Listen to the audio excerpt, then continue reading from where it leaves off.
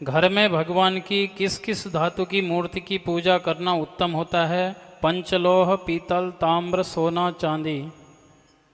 देखिए, अब ये तो अलग अलग देवता और अलग अलग उद्देश्य का विषय है। स्वर्ण प्रतिमा भी विहित है। स्वर्ण प्रतिमा एक अंगूठे के पोर से छोटी भी हो सकती है, क्योंकि बहुमूल्य होते हैं, इसीलिए। रत्नमय प्रतिमा भी है। बिल्कुल विशुद्ध लोहे की प्रतिमा नहीं होनी चाहिए, उसमें कुछ और मिश्रण करके अष्ट धातु या पंचलोहादि जो कहे वो भी चलेगा। गृहस्थों के लिए सामान्यतया 12 अंगुल की प्रतिमा का विधान है।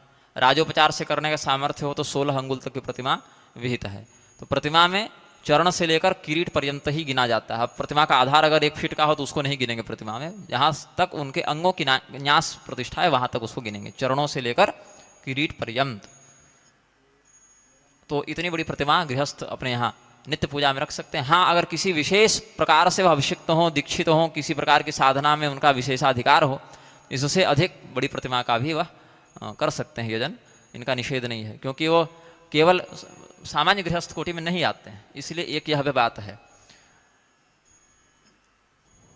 तो इसीलिए ऐसा नहीं कि कौन सा उत्तम है, वो तो मृत्तिकामय प्रतिमा भी है, लौहमयी प्रतिमा, दारूमयी मतलब लकड़ी की प्रतिमा का भी है वर्णन।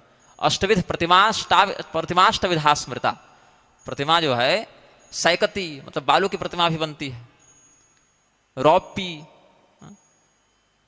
मतलब चांदी की प्रतिमा भी बनती है। लेख्या मतलब ऐसी प्रतिमा जो लिखी गई हो, मतलब चित्रकार इत्यादि फोटो बनाते हैं ना, ड्राइंग पेंटिंग। लेख्या, लेप्या कुछ भूमि पर लेप करके भगवत आकृति बनाकर पूजन करके फिर विसर्जित करते हैं। तो लेप्या, लेख्या च सैकती, बालू से बनी प्रतिमा। सैकती प्रतिमा का पूजन कौन करते हैं? जहाँ पर वर्णन आपको मिलेगा कात्यायनी देवी का व्रत जो गोपियाँ कर रही हैं, वहाँ पर मिलेगा। तो लेप्या, लेख्या च सैकती, ये सब प्रतिमा के 8 प्रकार भागवत महापुराण में बताए गए हैं, और भी आगम ग्रंथों में भी बताए गए हैं। शैली, दारुमयी, लौही, लेप्या, लेख्या च सैकती, मनोमयी, मणिमयी, प्रतिमाष्ट विधा स्मृता। मनोमयी भी मतलब प्रतिमा के और सामने प्रत्यक्ष वह नहीं, मन से भी हमने भगवान का ध्यान किया तो वह भी प्रतिमा के ही अंतर्गत आएगा।